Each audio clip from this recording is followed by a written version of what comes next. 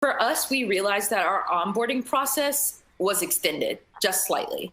They weren't, they didn't come into an office and kind of were able to jump around and get the feel. I'm really big on like having that energy, that vibe, and recreating it in a virtual spin. So as we brought on new people, we understood that our onboarding process was going to be extended, and we had them included on every single meeting that we could possibly have them included on, even in meetings that wasn't necessarily directly aligned with their job, so that they could understand the flow, how we talk to customers, how we talk to clients.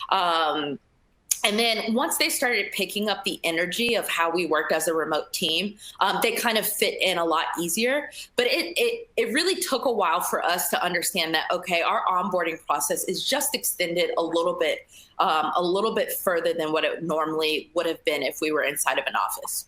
Some of the things that we're doing here in Cognizant, we are remote by design and have been for the last year or so. And some of the best practices that we can share with you that it's worked really well is when a new employee comes on, be sure to assign them a mentor, get someone who can take care of them, not in their direct chain of command, but maybe it is a senior peer in another organization, someone who can help guide them along with the questions of how do I do this in the organization? How do I do this? Where is this? Where is help desk? And then two, we provide vehicles for them to ask questions and get more information. So we use Microsoft Teams internally, and we have an Ask Me team where people can come in and ask questions. We have aliases to have them be able to reach out and get more information from our aliases. We also have things like Yammer and Facebook at Workplace that'll help people get socially connected and find those experts that they're needing to see.